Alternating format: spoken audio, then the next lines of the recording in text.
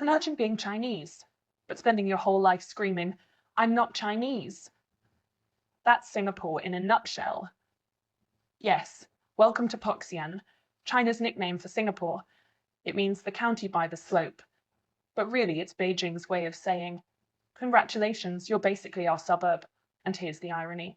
Singaporeans are genetically 100% Chinese. The faces, Fujian, the surnames, Hokkien, the festivals, Lunar New Year with extra chili crab. Yet they go on stage at Davos speaking perfect English and proudly announce, we are not Chinese, we are Singaporean. It's like a man named Tan Wei Ming, born to Teochew parents, still eating bak kut teh every weekend, then insisting, no, no, I'm as British as the Queen. Except the Queen is dead. And here's the savage truth. America doesn't care if you're Chinese, Japanese, or Martian. Your passport is what matters. But in Singapore, they'll bend over backwards to remind you, we are different from China. We are unique. Meanwhile, their grandma is still watching the same CCTV Spring Festival gala as every auntie in Beijing. So today, we're diving into the Poxian paradox, the comedy of a nation that can't stop running away from its own DNA. 6 chapters of pure irony, hypocrisy, and satire. Trust me, you'll laugh, cringe, and maybe ask yourself, wait, am I just watching an Asian identity crisis in HD?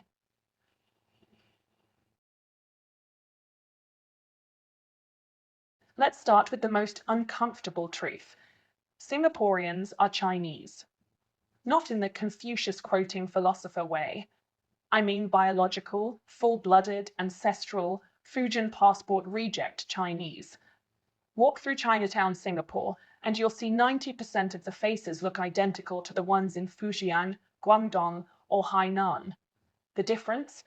The Singaporean version is wearing Uniqlo and complaining about ERP tolls, while the Fujian version is wearing knockoff Adidas and complaining about factory overtime. Same bone structure, same surnames, same zodiac animals, just separated by better plumbing. Yet ask any Singaporean and they'll puff up their chest. We are Singaporean, la, not Chinese. Oh really? Then why is your IC still showing your name as Tan, Lim, or Wong? Why are you still shoving pineapple tarts into my face every Lunar New Year? Why does your grandma still pray to Guan Yin in a corner of the HDB flat? The irony is delicious. Singapore spends billions marketing itself as a multicultural, cosmopolitan, global city-state. But dig deeper, and the dominant culture is Hokkien karaoke with English subtitles. You can build Marina Bay Sands, but you can't genetically engineer your way out of soy sauce and garlic. It's like Japan pretending sushi was invented in Paris, or Korea pretending kimchi is Scandinavian. Singaporeans are stuck in this identity cosplay. Chinese blood, English tongue, Singaporean flag. They drink Starbucks, read Straits Times in English, but the moment someone sneezes, Grandma is already boiling herbal soup straight out of a Qing dynasty medical book. Here's the savage twist. China knows this too. That's why Beijing smugly calls Singapore Poxian. To them, Singapore isn't an independent country. It's just the overseas Chinese dormitory that accidentally became rich.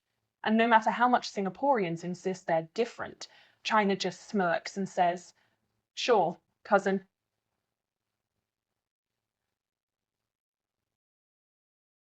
If DNA is the chain Singapore can't break, then English is the armor they desperately wear.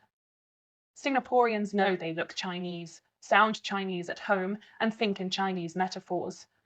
But the moment they step into a boardroom or Zoom call, the mask goes on. Good morning, ladies and gentlemen. We are gathered here today to discuss the future of ASEAN digitalization.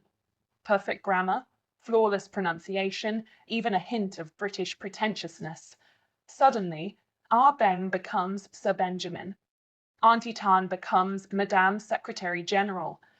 And for 30 seconds, you almost believe they aren't Chinese.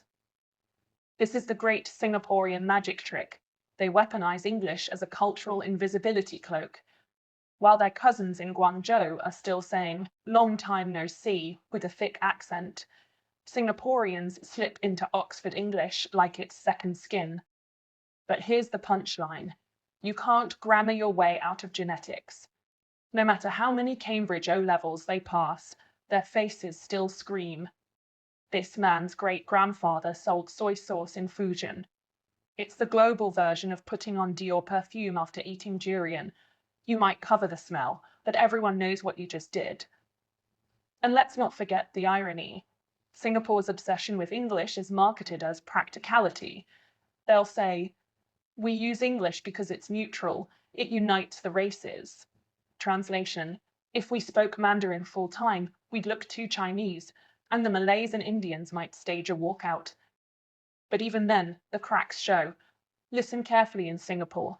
People switch to Hokkien when they're angry, Cantonese when they're bargaining, Mandarin when they want discounts, and Singlish when they're drunk. That's not English supremacy, that's linguistic schizophrenia. So yes, Singaporeans have built a nation where English is the currency of status. It's their sword, their shield, their escape hatch from Poxian jokes. But deep down, it's still Chinese DNA in Armani suits. Praying grandma doesn't call in the middle of the Zoom call asking if you've eaten your rice.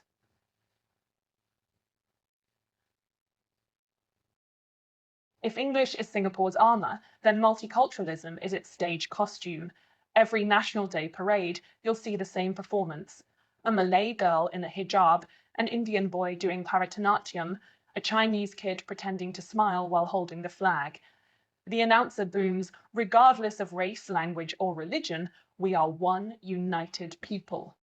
Cue fireworks, cue goosebumps, cue international applause. But let's be brutally honest, Singapore is about as multicultural as a plate of chicken rice.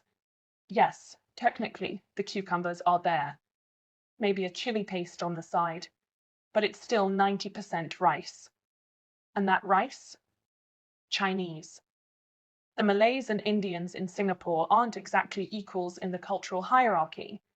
They're more like permanent mascots, rolled out when diversity photos are needed, featured in government brochures, paraded in festivals, but structurally kept at the margins. Ask a Malay uncle about housing policies or job applications. Suddenly, that harmony slogan feels like a bad karaoke track. Here's the irony. Singapore uses minorities as proof of difference from China. Look, Beijing, we have Malays, we have Indians. We're not just another Chinese city. It's a kind of political cosplay, a shield against accusations of being mini China. But day to day, Mandarin is still the second official language, Lunar New Year still shuts down the economy, and the national dish is still Hainanese chicken rice. Try convincing a Chinese auntie that Deepavali should get louder fireworks than CNY. You'll be laughed out of the void deck. So yes, Singapore waves its multicultural flag proudly. But scratch the surface, and you realize it's less melting pot and more hot pot. Everyone sits at the same table, but the broth is Chinese, the soup base is Chinese, and the chef is definitely Chinese. Malays and Indians? Congratulations, you're the garnish. This is the Poxian paradox in Technicolor. Use diversity as decoration, while the Chinese core stays untouchable. It looks good in UN reports, but in practice, it's still Bak Kut Teh nation with Bollywood seasoning.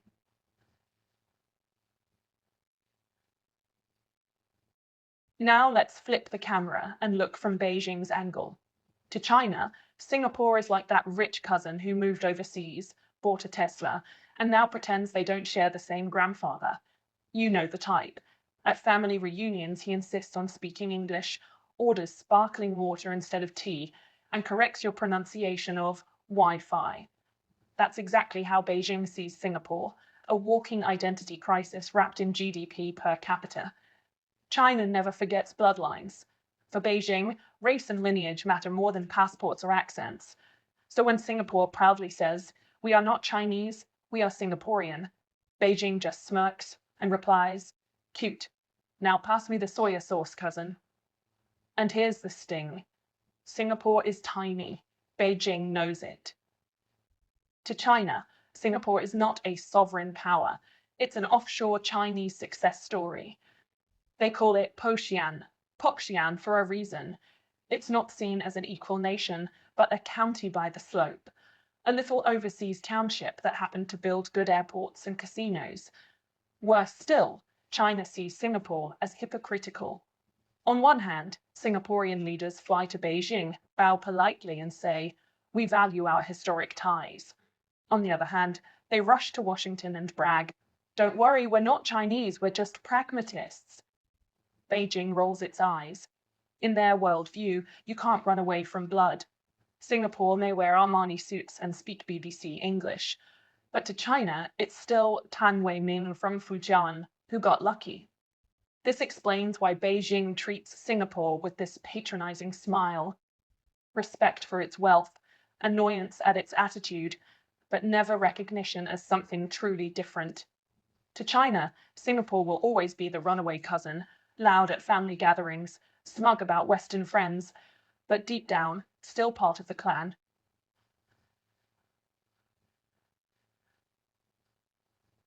Here's the heart of the Poxian paradox. Singapore is terrified of being mistaken for China. Absolutely terrified. It's their national nightmare. They'd rather be compared to Switzerland, Dubai, or even Disneyland than be lumped in with Beijing. Why? Because Singapore's entire brand rests on being not China. Think about it. International companies don't pour billions into Singapore because of the chicken rice. They come because Singapore is the Chinese face that claims not to be Chinese. Stable laws, clean government, English-speaking workforce, all the things foreigners wish China had, but conveniently packed into one small tropical island. But deep down, Singaporeans know the resemblance is too strong. The surnames are Chinese, the dialects are Chinese, the food is Chinese. Even the nagging grandma energy, 100% made in Fujian. That's why the country works overtime to spray itself with Western perfume. You'll see it in subtle ways. Singapore's government pushing English as the working language, schools downgrading Chinese dialects into heritage rather than living languages, business elites bragging about their American MBAs while pretending not to understand their own aunties in Hokkien. It's a national project of distancing, a conscious effort to scream, "We are global, we are different, we are definitely not Poxian." And yet, here's the delicious irony. The harder Singapore tries, the more obvious it becomes. It's like a man insisting he's not bald while everyone can see the shining scalp. When Singapore says, "We are multicultural," people hear, "We're Chinese but don't want to admit it." When they say, "We are unique," people hear, "We're China-lite," with extra air conditioning. So yes, Singapore's identity crisis isn't just insecurity, it's survival branding.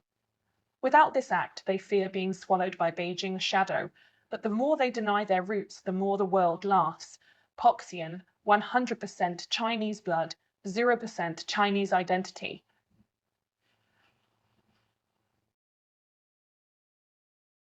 Here's the cosmic punchline. The harder Singapore denies being Chinese, the more Chinese it looks. It's almost poetic. Think about it. Who else obsesses over face this much? Who else spends billions on image management, PR campaigns, and international branding just to make sure nobody mistakes them for their cousins across the sea? That's right, China itself. In their desperation to prove they're different, Singapore is simply acting more Chinese. Every time a Singaporean insists, "We are not like Beijing, la," what are they doing? Performing the classic Confucian ritual of differentiation. It's the same cultural DNA that makes Chinese families argue endlessly about who's richer, who's more filial, and who married better.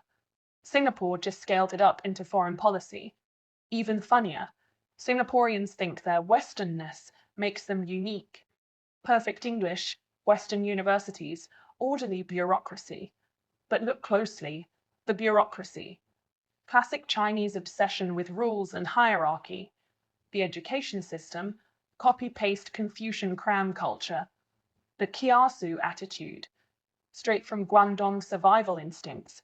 It's like trying to disguise bak kut teh by serving it in a French porcelain bowl. Nice presentation, same garlic smell. And then there's the generational hypocrisy.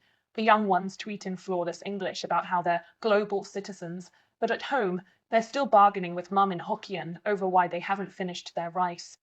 The old ones watch Channel 8 dramas while lecturing their kids to speak English at job interviews.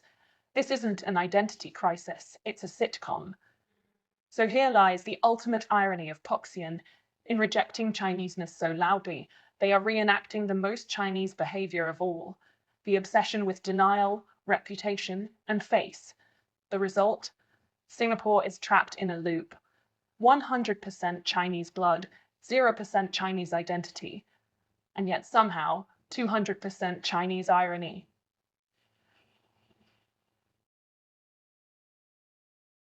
So there you have it, the Poxian paradox, a comedy of denial written in chopsticks and performed in Oxford English.